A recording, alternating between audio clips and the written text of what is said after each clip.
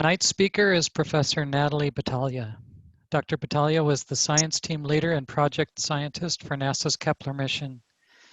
The Kepler spacecraft searched approximately 150,000 stars for transits and discovered more than 2,600 exoplanet candidates.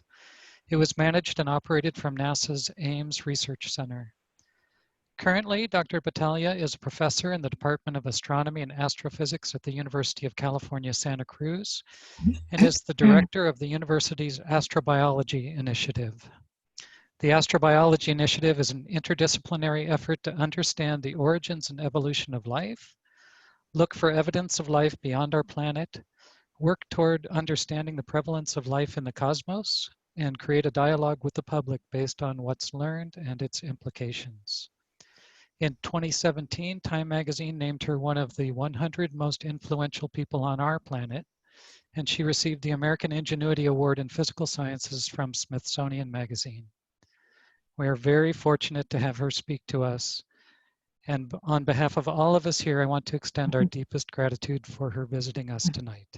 Please welcome Professor Natalie Batalha. Thank you. What a nice introduction. Thank you so much. Can you guys hear me okay? Thumbs up? Okay, fantastic. This is really a treat for me, and boy, it's so sad that I'm not actually there. In fact, I was supposed to be in Portland this week visiting my son who lives up there, but I guess it's a moot point because I still wouldn't have been able to see your faces, would I? Kepler, the Kepler mission that Mark spoke of finished at the end of 2018. And that's when I decided to return to academia and really carry on Kepler's legacy. Once we knew that potentially habitable planets were pretty common, there was really a national effort that was catalyzed to find evidence of life. And that's what I wanted to do, was to continue that effort. And I thought the best place for me to do that would be in academia, because in my lifetime, besides Webb, which isn't really a life finder, there wouldn't be another big mission capable of finding life. Maybe in my daughter's lifetime. She's an astrophysicist as well. So I felt that the best place for me to work would be back in academia, and that's why I'm back at Santa Cruz. So the title of my talk is Plurality of Worlds. When I used to give public lectures, I talked about these kind of two extreme viewpoints. You have the pluralists who argue that because there are so many stars in the galaxy, so many galaxies in the universe, surely it's impossible to fathom. Oops. I turned off my notifications, but I'm still getting some that must need to be turned off elsewhere. Sorry. The pluralists would argue that there are just so many stars that there must be life someplace, right? And on the other end of the spectrum, you have the rare earthers who say, well, so many coincidences have to align to make a world that is truly amenable for life. And those are two very different viewpoints. But that's not the sense in which I'm using the word plurality today. I'm using the word plurality to mean that there's no clear consensus. You have a plurality of worlds out there. And by that, I mean a great diversity. So this idea of diversity is really the theme of my talk. And I hope that that shines through, because more and more I'm thinking, not only is there a great diversity of worlds, I believe that even the Earth-sized planets are showing a great diversity. And that's going to have implications for life. Okay, this is a relatively informal venue. Please feel free to interrupt me at any time, ask questions. I can't do all of these things and read the chat at the same time, but if a question appears in the chat, maybe Mark can read it out loud. Please do feel free to go ahead and interrupt me. So before Kepler, we thought we had it pretty figured out. We looked at the solar system and we saw all the small terrestrial worlds orbiting interior to 1 AU or thereabouts, and all of the ice and gas giants orbiting beyond the asteroid belt. And moreover, we said, okay, well, the ice and gas giants are very large because they are far away from the star, where the environment is very cold and ices can accumulate, and ices are relatively easy to accrete. And so what you end up with are planets that have rocky cores, just like the terrestrials, but they were also able to accrete on ices and gas. So hydrogen-rich molecules and hydrogen gas, hydrogen and helium gas. And that's what led to the very, very large radii of Jupiter, Saturn, Uranus, and Neptune. So that was the paradigm before Kepler, and to some degree it still is. On the eve of Kepler's discovery, these are the planets orbiting other stars that we knew about. The first one was discovered in 1995. The first planet orbiting a normal sun-like star was announced in 1995 at a conference in Florence, Italy. And that was the discovery of 51 Peg B by Michel Mayor.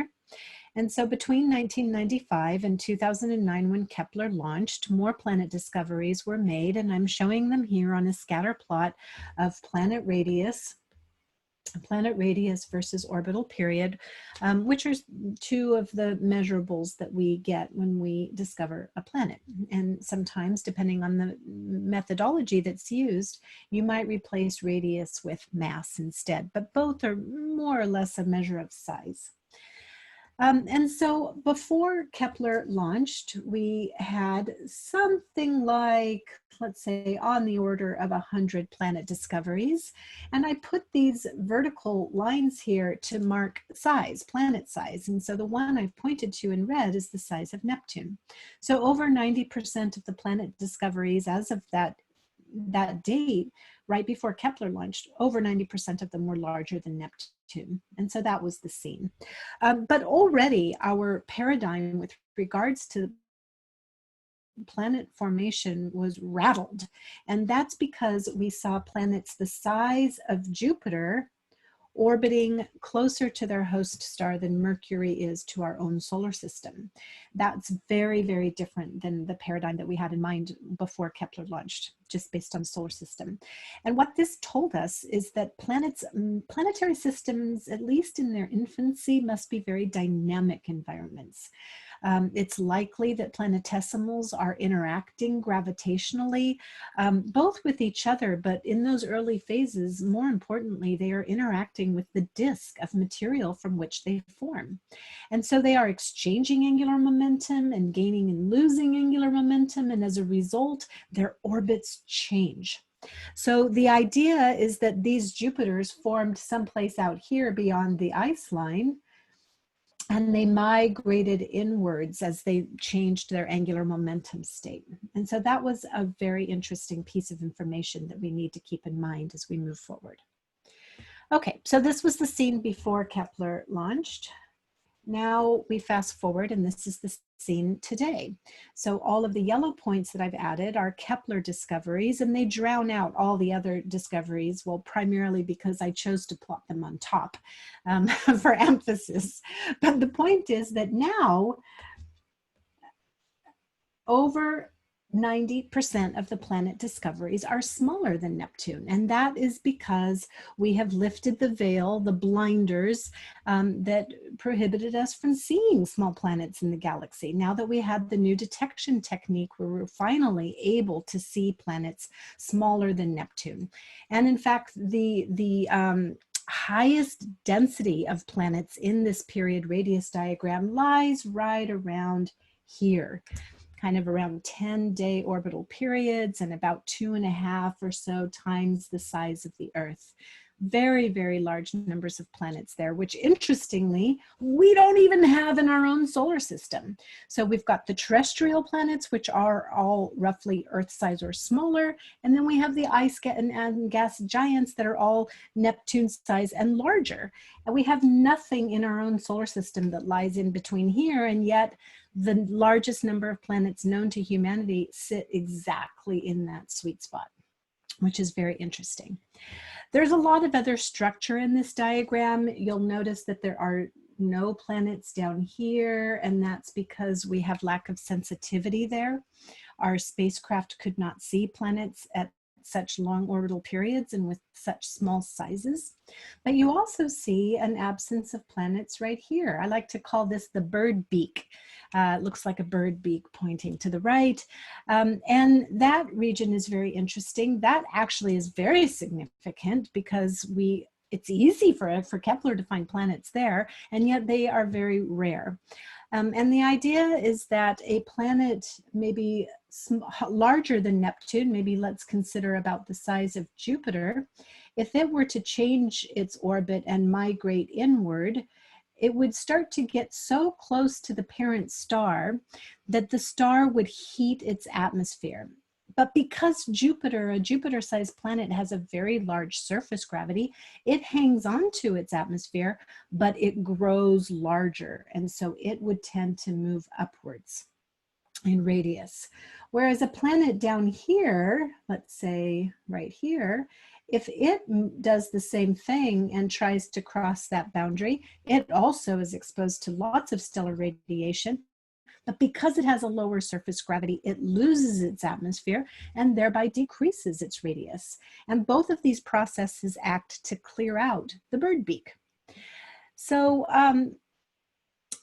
again, there's a lot of information here, and the takeaway is that we can use this population information in order to learn a lot about the physical processes that control planets. And so that's another theme that I will talk about today. Just to go back to this idea of diversity, I don't have time to go through all of these, but I do want to give you a little flavor for the exotica. Kepler identified many planets that we don't have examples of in our own solar system, and many of them are very strange. Indeed, they're strange new worlds.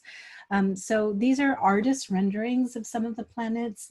We give the artist the physical properties of the planet. We'd run models and simulations to try and figure out more or less what they might be like. For example, given this star's age, this planet at its size is probably still geologically active and therefore should have volcanoes and or maybe even plate tectonics. Or this planet has so much hydrogen in its envelope, it could be an ocean world, things of that sort.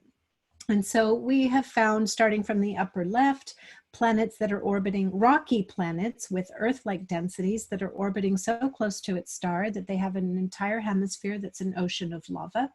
So those are the lava worlds. If you take that even to more of an extreme, the second thumbnail shows a planet that is photodisintegrating in front of our eyes. And we see that because when the planet transits or eclipses its parent star, the change in brightness profile is not symmetric.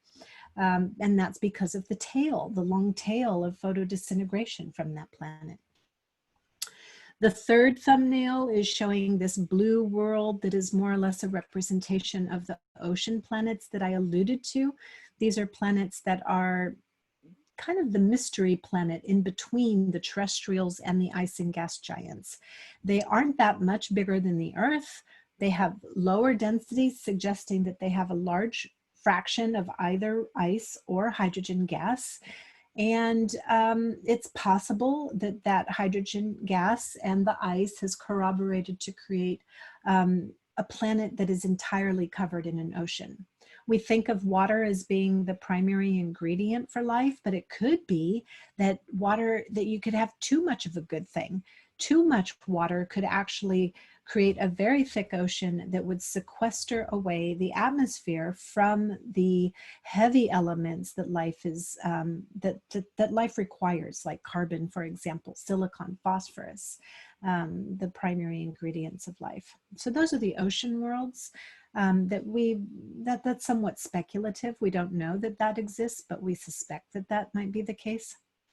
The next thumbnail, dead center, is a planet orbiting not one but two stars. So those are the circumbinaries. The next thumbnail over, you see a bejeweled sky over this planet, and that's because this planet is orbiting a star that's a member of an open cluster. of stars. So the density of stars in that particular neighborhood is much higher than we have here in the solar system. And so you have significantly larger numbers of bright stars visible to the naked eye in the sky. And then the last one is meant to represent planets orbiting dead stars. And in particular, this was an artist rendering that was done for a pulsar planet, a planet orbiting a pulsar. But I put it there to remind me that there are planets we've discovered that are orbiting stars that are literally the age of the galaxy itself. Moreover, these planets are of rocky composition. They have an average density and size that is very much like Earth. And I'm fascinated by those planets because we've had life here on planet Earth, and it's been evolving since the very first microbes and cyanobacteria on planet Earth, some 4 billion years ago. But I like to imagine what might happen given a full 10, 11, 12 billion years of evolution. I especially like that idea when we think about the M dwarfs that can survive for trillions of years. So I think that the heyday of life could be in the future, and I think that it might even be around M dwarfs that live much longer, or at least the K dwarfs. So that's my spiel about the exotica, the diversity of worlds. But Kepler was not about postage stamp collecting.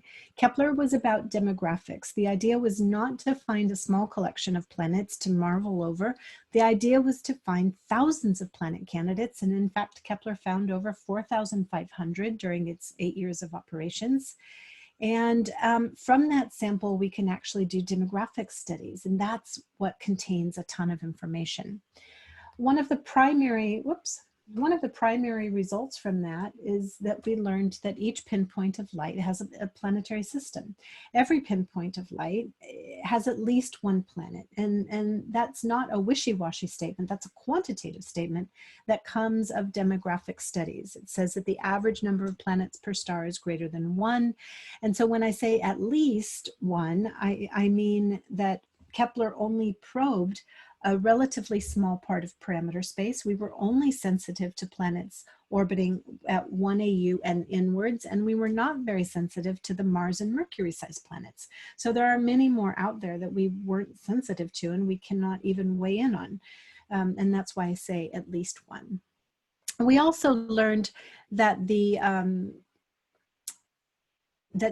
potentially habitable planets are very common as well. On average, about 1 in 5 to 1 in 4 of the stars has a planet in the purported Goldilocks zone where liquid water could exist. It doesn't mean that it does exist. It means that it could, that the radiation environment from the star is not precluding the existence of water. And that the planets and these planets are roughly Earth-sized and they're thought to be rocky. So those are kind of the big takeaways from Kepler that you have probably already heard. Everything I told you, you probably already know. And what I'd like to do now is dive a little deeper. I'd like to kind of give you a sense of where we're going now and maybe what information remains to be eked out of the Kepler data sample. And I'll start by showing this kind of a distribution. One of the things that you can do with a demographic survey is you can say, all right, what are the distributions of planets in the universe? What is the distribution of objects? And as an example, here is a size distribution of objects in our own solar system.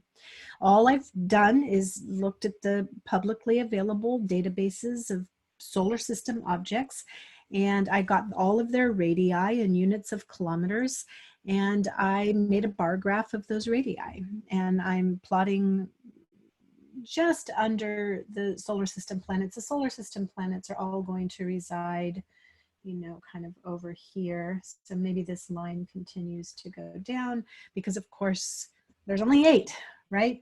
And this tick right here is already up at 2,000. So for the solar system planets, we're quickly going to 0, right? There just aren't that many.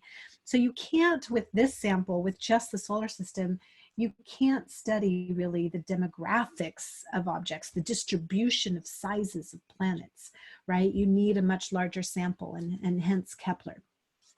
But even before Kepler launched, if somebody had asked me, what do you expect that the size distribution is going to be for planets, I would have said, a power law, which is what you're seeing here. You have an exponential rise towards smaller objects. Small objects in the solar system are more common than large objects. And in fact, we see that kind of behavior in many places in the universe. If you look at the size distribution of stars, for example, you see a similar distribution where the small stars are much more numerous, the M dwarfs, than the G-type stars, for example, or even the O-type stars. So it's a very common law in nature, is the power law, and we kind of expected that that would play true. So now with 4,500 planet candidates, we can make a size distribution. Not just a size distribution of the planets discovered, mind you, because our sample still has a lot of observational biases that we have to correct for. Remember, we couldn't see the Mercury-sized planets, and maybe it was harder to see planets around a G dwarf than it is an M dwarf, and it's easier to see planets around the bright stars compared to the faint stars. So these are all observational biases that I have to correct for when I do my calculations if I want to do a demographic survey correctly.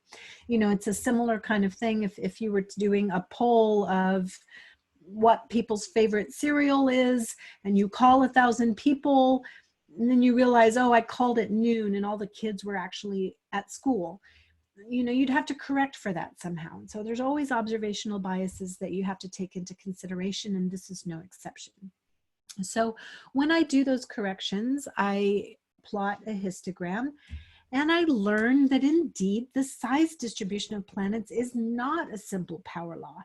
There's a lot of structure, and in particular, the primary thing that we learned from doing this is that there is a gap right here in the middle at about 1.8 times the radius of the Earth.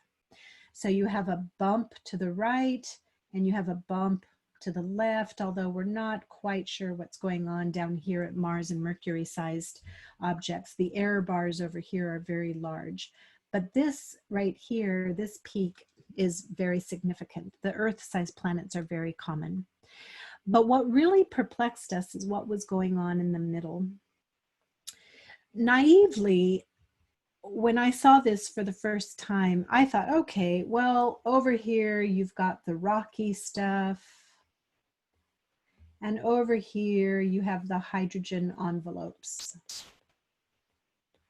And I thought maybe the 1.8 times Earth radius was bifurcating those two populations.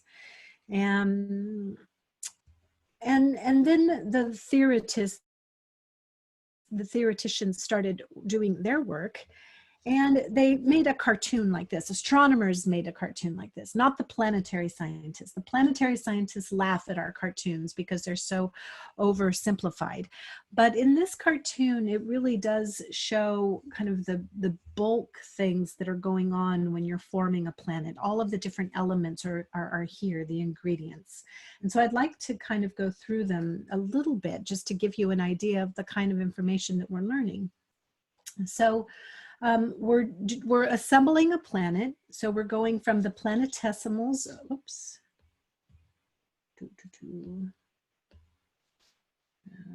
Okay, you see my cursor. So here are the planetesimals in this group. And down here you see kind of sparse numbers of planetesimals. Up here you see large numbers of planetesimals. And that's just saying that the environment in which a planet forms is very important. And not all protoplanetary disks are the same. Some stars have very thick disks and some stars have very wimpy little disks. And that's going to dictate the core size of that you start with. So you're going to have different masses, and you see that reflected here. Here's your planetesimal. or your protoplanet, I guess I'll call it. And you have tiny rocky cores down here, and you have larger rocky cores up here. And you can imagine that the surface gravity for these different scenarios is going to be quite different, with a larger surface gravity in general up here and a smaller surface gravity down here for the little Mercury-sized objects. Now, depending on where your planet forms, if you're far away from the star, presumably, you have access to ices, you have access to hydrogen. This is the story that I was saying before. And that allows you to then accrete on excess material, this hydrogen or light elements. And how well or efficiently you accrete on that hydrogen depends on where you are in the disk, but it also depends on the surface gravity. Planets with a higher surface gravity are going to attract more of these light elements than the tinier planets. Interestingly, even planet Earth, there is isotopic evidence on planet Earth that says that Earth itself used to have a hydrogen envelope when it was very first formed, but it quickly lost that hydrogen envelope because of the confluence of two things: heat from the star, which is our next column, right, and the surface gravity. Those two things combined meant that the Earth could not hang on to its hydrogen envelope. And so the atmosphere that you see today on planet Earth is the byproduct of outgassing that happened later. But that original hydrogen envelope was stripped away. Now, that might not be the case for all of the exoplanets that we observed now that we have this deeper understanding that there is diversity, right? So in this story, we are charting out the parameter space of all of these different ingredients, and then we're looking to see how they bifurcate in the end. And in this simple cartoon, we have indeed bifurcated the sample into things that are rocky-ish, we can call them super Earths, or Neptune-ish, and we're calling them mini Neptunes. But the reality is that there is probably a lot of overlap here in the middle, okay? And maybe even among the rocky planets. Okay, another place where we see interesting things emerge. This is a slightly different plot. Here we're plotting the planet radius like we were plotting before, but down here we're plotting the planet mass. And you can imagine that there would be a power law relationship because mass divided by volume, which is radius cubed, is density. So there is a physical relationship between mass and radius, and it goes as the cube. So that basically defines a power law. And indeed, if we plot the solar system planets in a graphic like this, we've got Mercury, Venus, Earth. I don't know where Mars is. Why is Mars not here? Sorry. Mars, Venus, Earth, Mercury's not here. Neptune and Uranus, Jupiter and Saturn. When we plot their radii and masses, they follow this beautiful straight line. And so we said, okay, we've got it all figured out. So when we find the Kepler planets, we get their radius. Kepler yields the radius. And for about 150 or so, we were able to use follow-up observations from ground-based telescopes or ancillary analyses to get the mass. And so when I add the exoplanets that have both mass and radius, I expect to find this beautiful power law. And indeed, that's not what I get. I mean, more or less it's a power law, but with a gigantic dispersion. So for any given mass, for example, let's say 10 Earth masses, there is a huge range of possible radii. And every one of these lines, these solid lines that I'm plotting, those are called isocomposition curves. They're basically lines of constant bulk composition.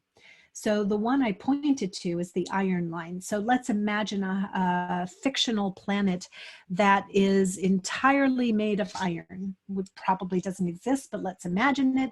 And now let's give it one Earth mass. Put in your physics, what radius would you expect it to have? Now let's double the recipe and triple the recipe and quadruple the recipe. What radius do you expect it to have? And that's how you build up the red line. And then I have a similar line for a typical earth rock composition, magnesium silicate plus iron. And then another one for a hypothetical planet that's made entirely of ice. Again, that probably doesn't exist, but it's a helpful constraint. And a planet that's entirely made of gas like hydrogen, which is basically a star without fusion. Also probably doesn't exist at the planetary scale, but it's fun to imagine, and it gives us this nice constraint. And look at the range of my planets at 10 Earth masses. The radii that you get span that entire range. Even down here, we don't have a lot of data at 1 Earth mass, but even at 2 and 3 Earth masses, I'm seeing a large diversity. So this is the first clue that even the bulk composition of the planets to the left of the gap, those that I thought were rocky, might not all be rock in the sense that we think of rock, a magnesium silicate iron mix. Okay. All right.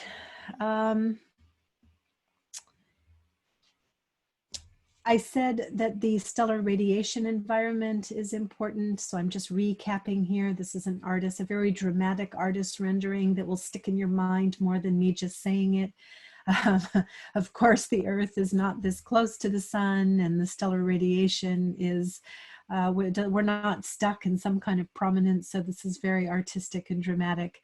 But I do want to drive home the point that the stellar radiation environment is extremely important, not just the temperature, not just the amount of radiation that generates a certain temperature on the surface, but the spectral energy distribution of the radiation is important. Like how many photons you have in the optical part of the spectrum versus the ultraviolet or even X-ray. That is going to have a significant impact on the photochemistry of the atmosphere and how it photoevaporates. And that's particularly important when we get to the M-type stars, which tend to have very strong magnetic fields because they have deep convective zones, and because the Goldilocks zone, you have to snuggle up close to an M-type star in order to have the same temperature, and then you're going to get this large flux of UV X-ray emission from the magnetic activity. So that's going to be very important for the photochemistry of the atmosphere. And then I already alluded to this, the fact that Earth once had a hydrogen envelope, but that the current atmosphere that Earth has is due to outgassing. So this is an artist rendering that is showing a very young planet. It is still hot. It's still in this Hadean era where the surface is solidifying. So it does not yet have a liquid ocean because it hasn't cooled down enough yet, but it's undergoing all of this geological activity and outgassing. How a planet outgasses in these early stages, as well as later on in its life, depend on, sorry, that's my ring. I don't know how to shut it off. It's my ring alarm. I think the dog is outside. How an atmosphere outgasses, how a planet outgasses depends on many things. It depends on the interior temperature, geological activity, but it also depends on the details of the molecular composition, the mineral composition that is in the interior of the planet. It depends on the solubility of those minerals. It depends on the redox state of those minerals. That's all going to dictate the chemistry and how the planet interacts with the light elements that can then be released and outgassed. Though you might think that everything in the solar system is basically made of the same stuff, right? We know where the elements come from. Here's the updated astronomer's periodic table, and it's colored. All of the elements are colored by where they are manufactured. And by that, I mean in the Big Bang, or during type 1 supernovae or type 2 supernovae. That's what's meant by exploding massive stars, for example, is a type 2 supernova. Exploding white dwarfs is a type 1 supernova. Now we have these things called merging neutron stars, which were detected, that those are the gravitational waves that were detected from merging neutron stars. And we've learned a ton of information by observing these rare events. And we basically have this story, this model of how nucleosynthesis proceeds and how all of these elements are created. And some of these elements, for example, what do I want to pick on? Gold, for example. Gold is almost exclusively produced. Let me just, there we go, here's gold. Gold is almost entirely orange. Orange is these merging neutron stars. Gold, the gold that is in my wedding ring was almost entirely produced by a neutron star merger. Those events are relatively rare in the galaxy. So that means that depending on where your address is in the Milky Way, you can have more or less of these elements. And other elements that are very important are, for example, uranium and thorium, the radioactive elements. Europa is a nice tracer of the abundance of uranium and thorium. And europium is something that we can measure in stars. And those two are produced predominantly by merging neutron stars. So a planet can be made of more or less uranium and thorium. And it's the radioactive elements that create the internal heat that keeps our planet geologically active. If your planet is not geologically active, you shut down plate tectonics. You don't outgas as much, all of those things that are important for life. And so this is another example of work that we want to do in the future, is to really understand the variations of cosmic abundances of the stars, of the planet host stars, and to then model how that affects the details of the mineralogy inside the planet. And that work is starting to happen because now planetary scientists are starting to collaborate with the astronomers and even the stellar astronomers that are doing these abundance calculations. Okay, so moral of the story is we want to understand these life-giving elements. And in this graphic, I'm paying close attention to what's called the volatiles. An element is a volatile if it vaporizes at a relatively low temperature. So it's the light elements, it's the light molecules, it's the things that end up in an atmosphere upon outgassing. And I'm bringing this up now, this idea of the atmosphere, for the first time, because all of these hints of diversity that we're trying to understand, we hope to be able to disentangle what's going on at with higher fidelity by observing the atmospheres, what's actually in the atmospheres. And so the idea now is to follow these volatile elements, these elements that end up in atmospheres, from the very beginning, T = 0, which is over here in your giant molecular cloud that the star is forming from, and then the planetary disk is eventually forming from. We want to follow those volatile elements in the disk itself. Where do they end up? Do they end up in gaseous form, or do they end up in grains, like dust grains? And how does that change as the planets themselves form and they gravitationally interact with one another? They collide with one another. They end up in the interiors of planets where it's very hot. Maybe they're differentiated and the heavy elements sink to the bottom, or maybe they're highly soluble in silicate melts and they get trapped inside the rocks in the interior of the planet, and then they're later outgassed. That entire story from start to finish we want to understand, because eventually we're going to come over here to an exoplanet and we're going to point a big telescope like the James Webb Space Telescope or Hubble with its solar panels. We're going to point at that and we're going to measure its chemical composition of its atmosphere, and we want to be able to trace that entire history of those volatiles through this process to understand the history of that planet and its diversity. All right. All right. Are there any questions so far? So there were a couple questions. Jeff mentioned that he had recently seen a NOVA show that was discussing Saturn, and it presented the idea that Saturn doesn't have a rocky core. I guess the theory is that when it first formed, it was hit by an Earth-sized protoplanet, which presumably pulverized the core and homogenized the planet. Mm. And he was just wondering if you knew about that theory and if you had any comments about it. I haven't heard that specifically about Saturn. The one that's been in the news is Jupiter because of the Juno spacecraft. The Juno spacecraft, through gravitational, flybys, has been able to map the interior gravity map, do a gravity map of the interior of Jupiter. And they have found a more gradual density profile. So I think what they were expecting was low density, high density at the core, a very sharp marcation. And I think that that's not exactly what they found. And the results indicate that the core of Jupiter has a higher water content, that more water was dissolved into the rock in the core of Jupiter than we previously thought, or that there is a transition region where you have a more of a mixed. In other words, the planet is not as drastically differentiated as we thought. There is more of a transition.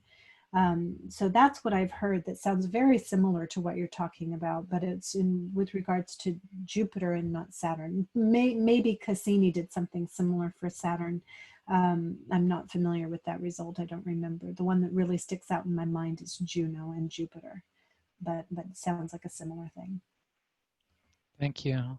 Someone else, I believe this referred to the volatiles that you were just talking about, Mm-hmm. but they were wondering how low the temperature needs to be for the volatiles to persist.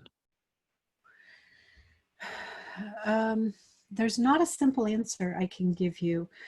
And it depends on so many different factors. It's going to depend on the surface gravity. It's going to depend on the species that you're talking about. We have seen planets very close to their parent stars that actually have what's called exospheres. These are planets that are probably actually in the process of photoevaporating, so it's not exactly what you're talking about. But we see evidence of that because the atmospheres are so lofted. But we also are thinking about the lava worlds where silicates are sublimating. So we expect there to be metallic vapor in the atmospheres of those stars. So it really just depends on the element that you're talking about. For the exoplanets that we'll be studying with their atmospheres, we're observing planets that have surface temperatures that we estimate to be in excess of 1500 Kelvin, all the way down to 500 Kelvin, let's say. And that's what we'll be doing with Webb. We're not quite getting down to the temperate habitable zone planets yet. Well, we might with the larger planets, but not for the Earth-sized planets. Okay, let's plow forward. This diagram is a little bit complicated. There's a lot of information going on here, but I wanted to just give you a flavor of what we're doing with disk studies. So this is an illustration of a star and its protoplanetary disk. On the left-hand side, it's labeled protoplanetary disk over here. On the right-hand side, it's labeled debris disk. That just means that most of the gas has been cleared out. So this is an older, this would be older. This is younger on this side. And the interesting thing here, the reason I like to show this diagram is because it shows the various temperatures and distances at which things happen. So here, what's called the silicate line, that's where silicates, the temperature is cool enough for silicates to condense out. That's what will form rocky planets. And then this is called the ice line. That's where water ice, for example, is able to condense out to form water ice, and that can accrete very easily. And if you go beyond that to where Saturn resides, for example, or especially Neptune and Uranus, even things like ammonia can start to condense out. So you have other hydrogen-rich molecules that can exist in their ice phases. And so where you are, where that planet forms in the disk is going to dictate what kinds of materials, raw materials are available. And this solid line here is showing you the C to O ratio. So this flag on the left says carbon to oxygen ratio. The ratio of the carbon and oxygen that is in either the gas or the grains, those are two different profiles. And carbon and oxygen are both volatiles that end up in atmospheres. So the idea is, if we can measure the carbon to oxygen ratio in an exoplanet atmosphere, we might be able to map back to where in the disk the planet formed. So this is of great interest to us. And in fact, there are instruments that are resolving protoplanetary disks. And the one that's most exciting that I'm sure you've seen are the incredible images to come out of the ALMA array. These are images of both protoplanetary on the left and debris disks on the right. And we are seeing not just scattered light emanating from these disks, we are seeing structure. We see spiral instability waves. We see gaps. We see rings that are very characteristic of the shepherding processes that happen as a planet accretes, or the clearing processes that happen as a protoplanet is forming. So because you can see the structure, that means that we have resolution elements across the disk. And that means that I should be able to direct the light down into the barrel of an instrument to measure the abundance of elements, or to observe these structures spectroscopically. So we're hoping in the future that we will actually be able to make measurements at various locations in the disk of this C to O ratio to better calibrate what you saw in the previous cartoon. Okay, so that's one thing. And I want to pause here and say a little bit about what happens when you have a backlit object.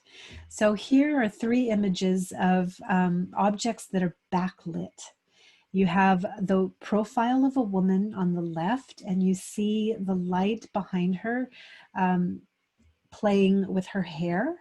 You can see it passing through her hair. In the middle, we have a cloud on planet Earth that is being backlit by the sun, and we see the illumination around the edge, right? In the middle, it's just dark. Not much, not really any light. It's almost black, right? Not quite. There's some light getting through. Otherwise, it wouldn't be gray, it would be black. But really the interesting thing is the edges, because that's where light is interacting with a lower density material. And that means that you have spectroscopic or chemical fingerprints in the light that tells you about the composition of the cloud. And in a similar vein, here we've got the transit of Venus on the right. When was that? 96, around there in the 90s. This is not the most recent one. This was the earlier one, but I can't remember the year. And in this transit of Venus picture, what I want to point out is that you can actually see the atmosphere of Venus. Not over here, where it's projected against the bright disk of the sun, but over here. If you look very carefully, you can see a very thin yellow line. That is the atmosphere of Venus. It has a scale height of something like 5 kilometers.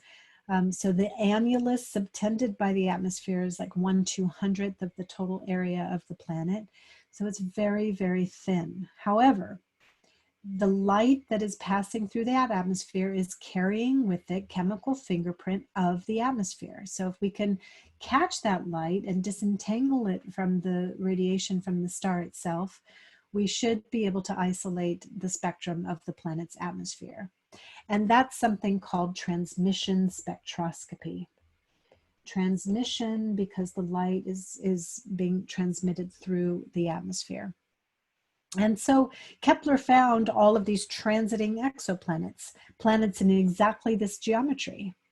Moreover, Kepler has a successor called TESS, and TESS is finding more transiting planets, which I'll talk about in just a second. And so for those planets that are nearby, we will be able to do this transmission spectroscopy. So here's another cartoon showing the same thing. Up here, you have the light emitted by the star spread out into a rainbow. You see all the different colors that are being emitted by the star. And if you can subtract out the starlight and just look at the residual light that's coming through the atmosphere, you would see these chemical fingerprints of the elements from the planet's atmosphere itself. And that has, sorry, that has been done already with the Hubble Space Telescope. Here's an example of not pictorial representations of a spectrum, but a graphical representation. So basically I've taken at every single color, I measure a number, I measure a luminosity of light. And so then I can make a plot of the color versus the luminosity, and I make a little graphic of that light. Luminosity is a function of color, and then I can connect the dots and I get some kind of squiggly line that shows the variations, that shows those chemical fingerprints. That's what we're seeing here. Those are the squiggly lines due to various planets. And mostly what we're finding with Hubble, what we're observing is H2O. There's a strong water feature in the near infrared. So down here, it says 1.5 microns. That's a wavelength, that's a specific color that our human eyes are not sensitive to because it's in the near infrared. And the Hubble Space Telescope actually observes in this narrow swath of color space between about 1 micron. Well, depends on the instrument. There are two instruments. One observes this 1.4 micron region, and there's another one that goes all the way down to the optical at about 500 nanometers. But the primary workhorse for exoplanet atmospheres is this 1 to 1.5 micron swath that grabs the water feature. And so what you see here on this graphic is basically it. We have done atmospheric characterization in a very tiny part of wavelength space for a very small number of planets, and they're predominantly hot Jupiters and hot Neptunes, a very small number of hot Neptunes. But we have technology that's about to become available that is going to break open this field.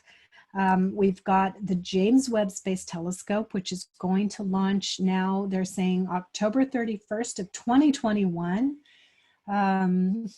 There's not a lot of margin. Yeah, fingers crossed. It's been delayed so many times, it's hard to take anything seriously, except that they are nearing the end of the construction phase. And so there aren't really a lot of hurdles to get over anymore.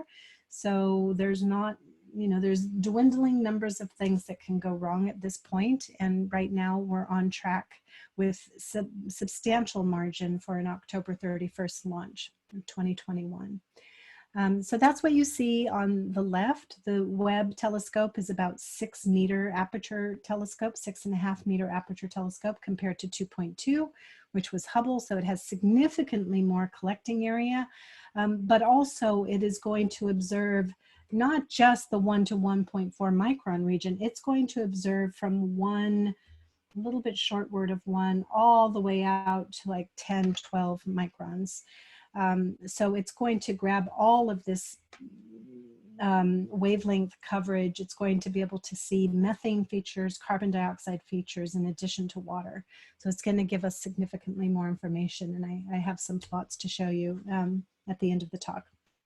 But first I want to say that in order to do this, to usher in this new decade of atmospheric characterization with exoplanets, we need to find all the nearest transiting planets.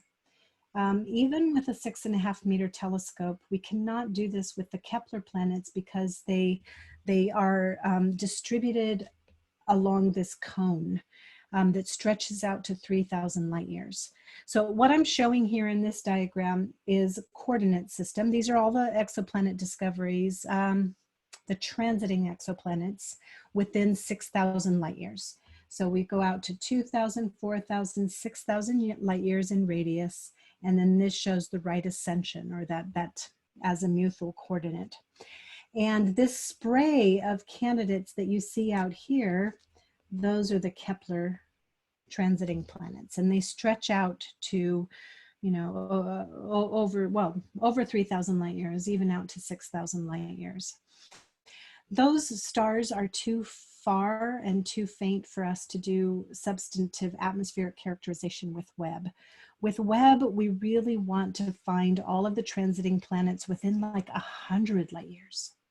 And 100 light years is this tiny dot in the middle. We want to find planets in there. And that was the reason for building and launching TESS. So TESS is doing a full sky survey to find all of the nearest transiting planet systems, and it's been in operation now for 2 years. So if I zero in on the inner 100 light years, these are all of the transiting planets within 100 light years, and you see that there's not that many to choose from. This is the cream of the crop, the nearest ones. And now, I've colored one green. The one green dot, you can barely tell that it's green, but it's this one. That's a planetary system called TRAPPIST-1. And it's a very nearby system of 7 planets, 3 of which are Goldilocks planets, and they're about Earth-sized. So it's a very special system, and it stands alone in this 100 light year radius. So now I'm going to show you the points that have been discovered by TESS. So these are the TESS contributions in this magenta pink as these triangles, and you can see that about half of the planet discoveries, transiting planets inside 100 light years, are coming from the TESS mission. And those are going to be the planets that we're going to do atmospheric characterization with. All right. I just want to show you a couple of simulations of what you can look forward to in terms of the giant planet atmospheres. On the right-hand side, right here, here's my squiggle, right? My wiggly line. This is my spectrum of an exoplanet that shows water features, and the gray points are the points from Hubble. So Hubble for this particular planet was able to do pretty well, but it was only able to do pretty well for a very narrow range of parameter space. Remember, 1 to 1.4 microns. Webb is going to get the entire swath. So if we want to measure the carbon to oxygen ratio, now we're going to be able to do that, because now we will have sensitivity to detect carbon-bearing species. So down here on the bottom, these weird looking diagrams here, these are probability distributions. And basically it's saying, okay, if I want to measure the C to O ratio, and I try to do it with Hubble, with the Hubble data that doesn't give me any carbon species, and that forces me to only measure oxygen in water and guess something about carbon based on photochemistry, I'm going to get this gray bell-shaped curve that basically says the answer could be anywhere in this interval.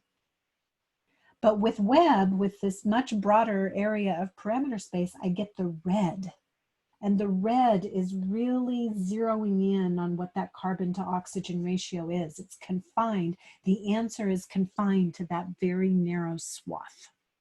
So this just is to give you an idea of the improvement that Webb will give us over Hubble. And that's for giant planets.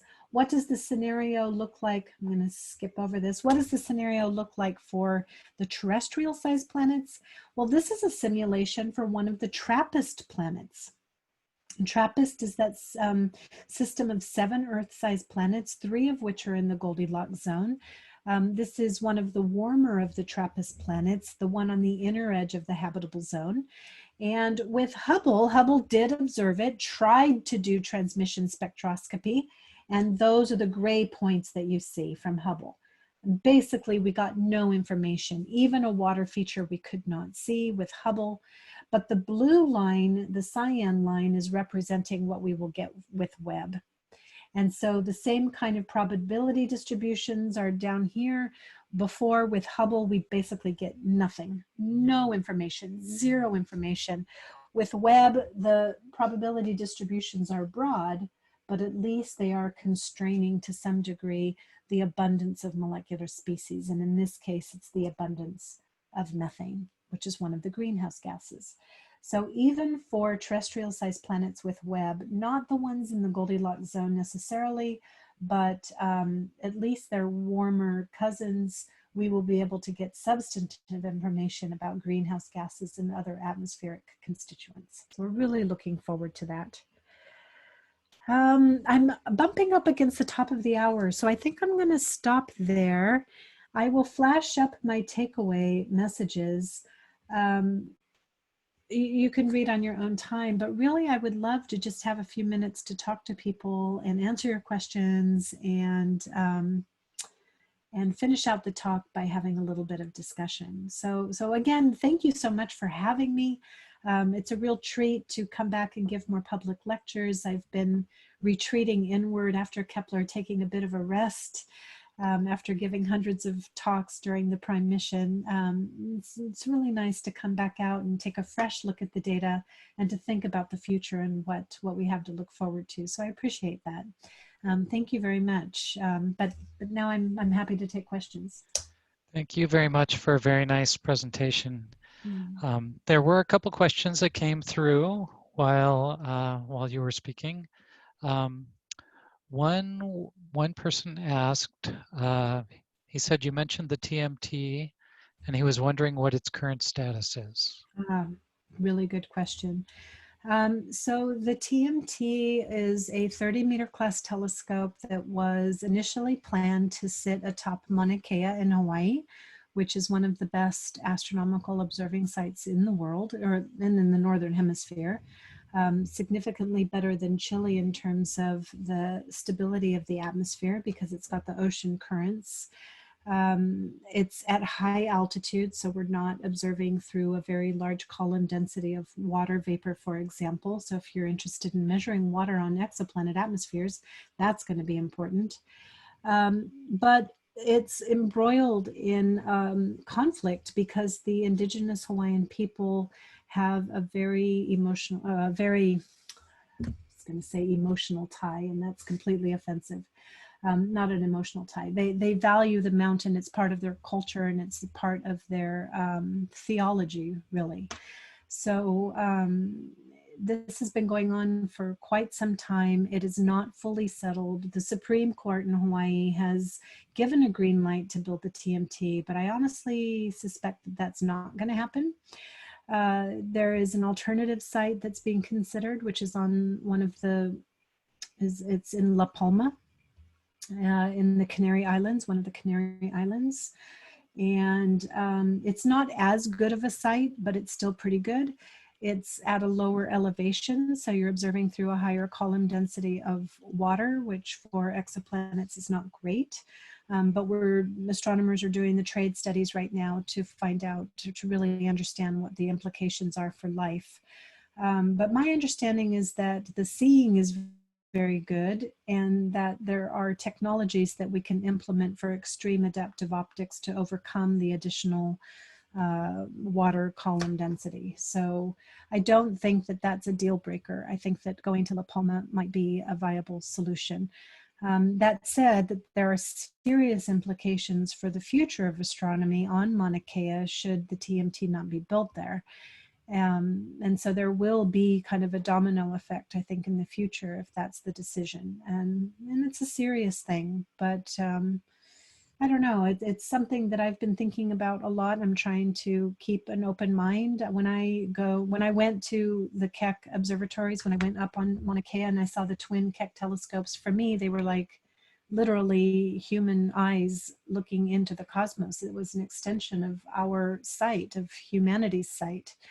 And that's so very meaningful to me. I can't think of a more honoring use for a mountain like that, but I fully recognize my bias as a scientist.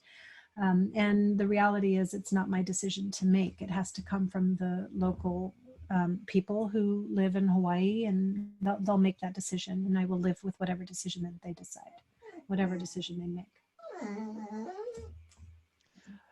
Another member asked what the range of distances over which exoplanets have been found is. Distances So from us to the what's the parent star? furthest exoplanet, the furthest away exoplanet that we've found so far? Ooh, that's going to be one of the microlensing planets near the galactic bulge. So basically almost to the galactic center. So microlensing requires a very high density of background stars. You're finding planets orbiting, let's say you've got a foreground star that's acting as a lens. So you need that very high density of stars in order for the methodology to work. And so where they look is in the galactic bulge, and they have found planets that are very, very far away, which is a downside because it means that you can't follow up on the planets and to better understand them. But there is a mission called WFIRST, which is going to do this with great sensitivity. And the benefit of microlensing is that it has higher sensitivity to planets that are beyond the ice line. So with microlensing, we can actually complete the survey, the demographic study of exoplanets now reaching beyond 1 astronomical unit and tying those populations together with the Kepler sample. And that'll be very informative. Another member, I think he missed this in your talk. He was asking what a secondary atmosphere is. A secondary atmosphere is one that has been outgassed. So it's not the primordial atmosphere that the planet formed with. It's not the gas that was secreted from the disk. That gas has been stripped away, but new gases have emerged and have enveloped the planet due to geological activity primarily. Thank you. Another member was wondering if you'd care to comment about the Fermi paradox. No. There is so much that we don't know. I could speculate forever about why we haven't bumped into extant life. I just don't find the conversation that interesting. Maybe that's my ignorance. I've listened to all of the arguments and sorry. It's fun to speculate, but nothing grabs me. I don't think that we know enough to even weigh in. Another member was wondering, he said you mentioned interest in very old planets, say around neutron stars and so forth. He was wondering if you could say something about searches for exoplanets around white dwarfs. Mm-hmm. The old planets I was talking about were not the ones around the pulsar planets. The pulsars come from massive stars, which have short lifetimes. The old planets I'm talking about are planets that were formed around cooler stars that have lived the entire age of the galaxy. And we have found those. Kepler 444, for example, is a multi-planet system, multiple Earth-sized planets, and the star was formed when the galaxy formed. It formed coevally with the galaxy. So it's about 11 billion years old. Oh gosh, did I forget what the question was? Sorry, I was rambling. White dwarfs. Planets around white dwarfs have been identified. One was in the Kepler data. Well, actually, I should say K2 because it was during the extended mission phase, which was called K2. A transiting planet was found around a white dwarf. So there aren't a lot known, but they do exist. White dwarfs are really interesting because their compositions are very simple. And so when it's very easy to see compositional deviations. And so if a white dwarf were to accrete a planet or, consume a planet, burn up a planet and accrete it onto the surface, you would see that remnant signature in the spectrum of the white dwarf. So that's something that's being done. People are looking for that signature and think that they have found it. And now we're trying to interpret what it means. Thank you. Another member was wondering about what happens when neutron stars collide and elements are produced.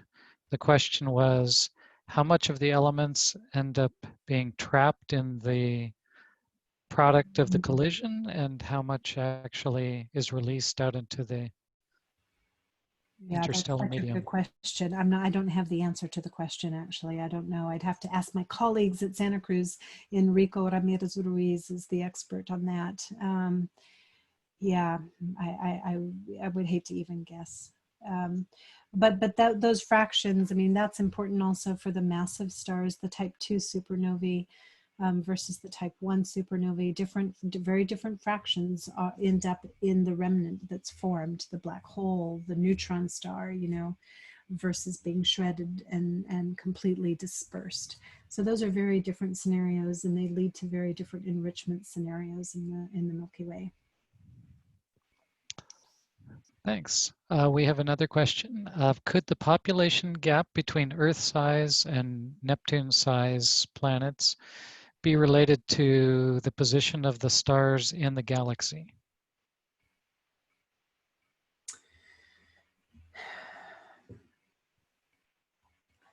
After Kepler observed the Cygnus Lyra part of the sky, during its extended mission, the second 4-year time period, it observed footprints along the ecliptic, and it almost covered the entire ecliptic. So now you're probing fields near the galactic center and the anti-center. You're observing many different parts of the sky, and the results are basically the same. I mean, I haven't seen a quantitative study to see the details of demographic studies, but we also find great numbers of these kind of 2.5 Earth radius planets in all directions. So I don't think it's strictly related to your address in the Milky Way, if I understood the question correctly. Yeah, I think that's what he was aiming for. Yeah. We had one more. Are there other future missions that you're particularly excited about in addition to the James Webb and the Roman Space Telescope?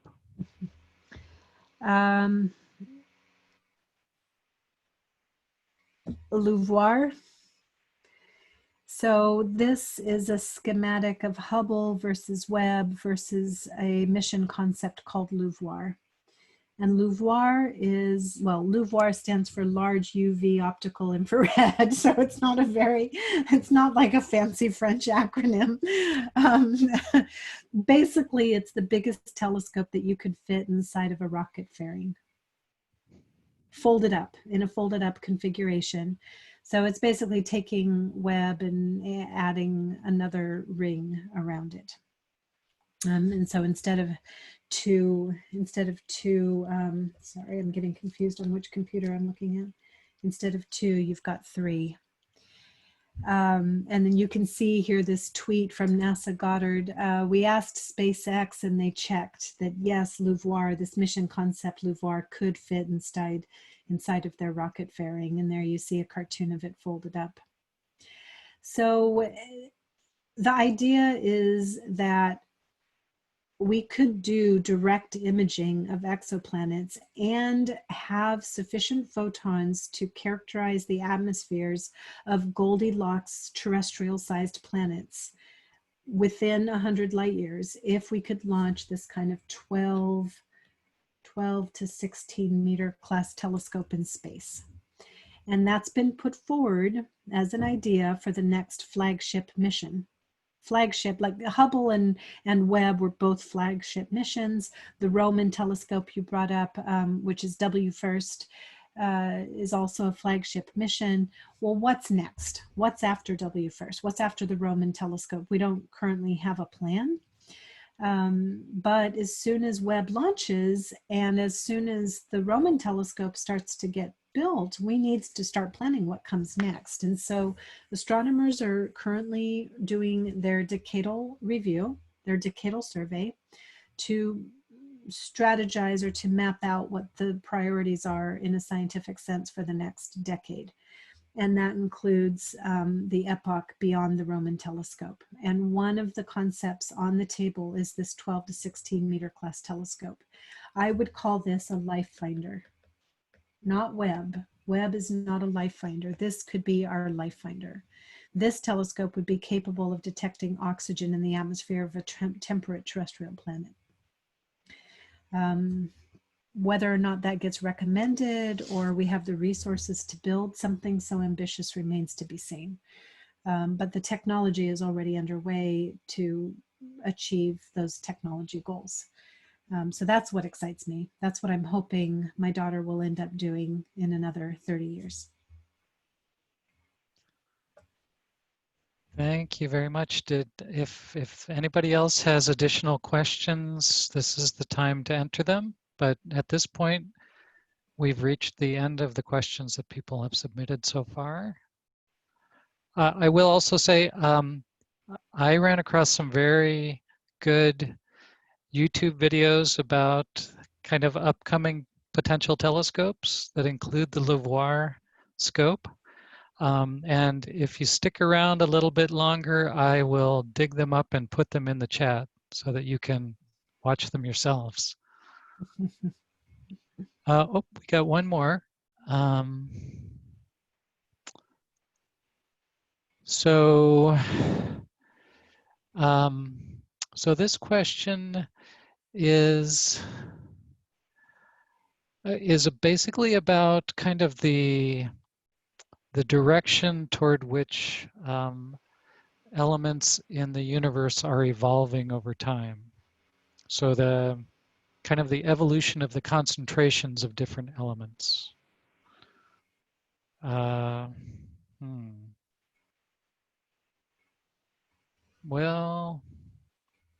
I'm not sure what the question is. yeah, I am a little unclear about this question too.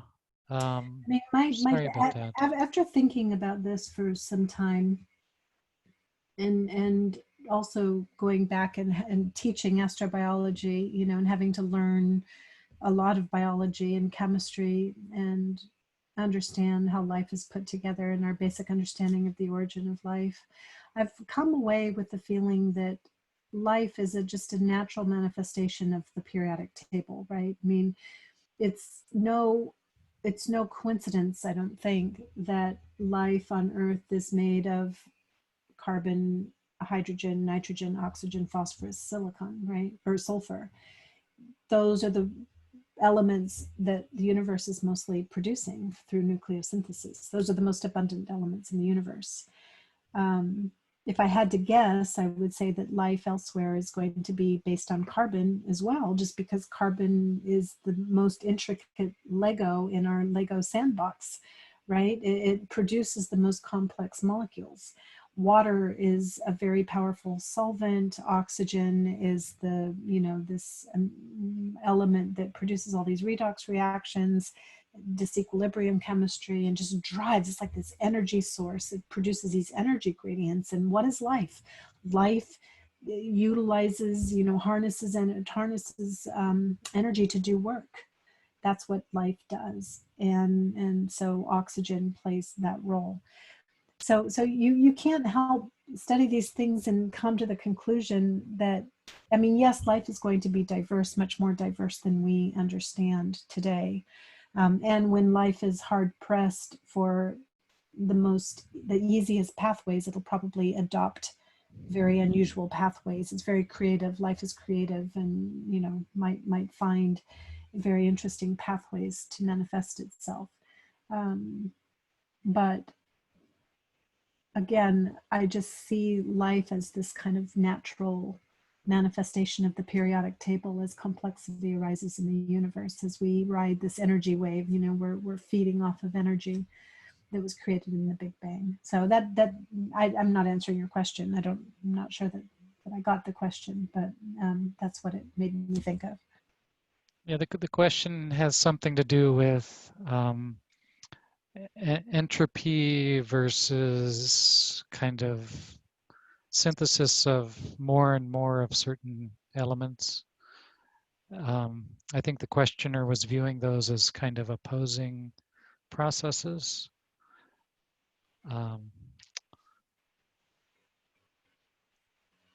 But Okay. it's a little bit unclear, yeah. I apologize to the questioner. So I think we'll go ahead and wrap up. Thank you very, very much again for coming and speaking to us. We're sorry that we couldn't host you in person. That would have been great. And After maybe web launches, you can invite me back. We'll have more to say then. Excellent. That would be great. We would love to have you come again.